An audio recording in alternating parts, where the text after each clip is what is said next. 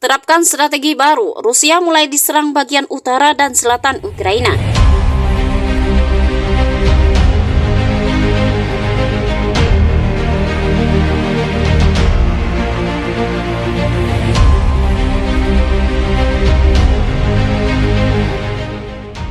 Hai halo Sobat Jelajah Militer, pasukan Rusia mulai menyerang bagian utara dan selatan garis depan di wilayah Rambah Timur Ukraina. Setelah Kiev mengatakan serangan Moskow melemah di dekat kota Bakhmut. Laporan militer Ukraina menggambarkan pertempuran sengit di sepanjang garis yang membentang dari Limanuk, serta di selatan Divka di pimpinan kota Dansk yang dikuasai Rusia. Dilansir dari Reuters, kedua wilayah telah menjadi target utama Rusia dan kampanye musim dingin untuk merebut sepenuhnya wilayah industri dan pasukan Ukraina. Serangan tersebut sejauh ini hanya menghasilkan sedikit keuntungan meskipun ribuan tentara dari kedua belah pihak tewas dalam pertempuran paling berdarah dalam perang tersebut. Pada posisi artileri Ukraina di hutan pinus yang rimbun di belakang bentangan utara garis depan, pasukan menembakkan peluru 155 mm dari howitzer TRF-1 Prancis ke arah jalan raya yang digunakan untuk memasuk rem mina yang dikuasai Rusia. Untungnya kami memegang posisi yang sama karena kami menghadapi musuh yang sangat kuat dengan persenjataan yang sangat bagus. Mereka pasukan profesional yang termasuk pasukan lintas udara, kata seorang tentara, ketika perintah datang dengan koordinat para kru melompat ke posisi melepaskan kamuflase, membidik, mengisi, dan menembak. Setelah 3 kali tembakan, mereka menurunkan laras senapan, menutupnya kembali dan kembali ke bunker untuk menunggu perintah selanjutnya. Tembakan artileri dan senjata ringan terdengar di kejauhan. Garis depan nyaris tak bergeming sejak November.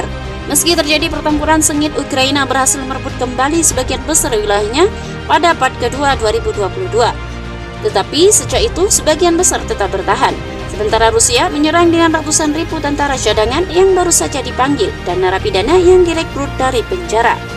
Adapun Presiden Amerika Serikat Joe Biden dan Perdana Menteri Kanada Justin menegaskan kembali dukungan teguh mereka untuk rakyat Ukraina saat mereka mempertahankan diri dari invasi brutal putih. Komandan Angkatan Darat Ukraina mengatakan serangan Rusia terhadap Bakhmut, sebuah kota kecil yang telah menjadi fokus pertempuran terbesar dalam perang ini, tampaknya mulai kehilangan kekuatan dan Kiev dapat melakukan serangan fix secepatnya. Untuk saat ini, pasukan Ukraina masih fokus untuk mencegah gerak maju Rusia di sepanjang lebih dari 300 km dari front Donbas di utara ke Full di selatan.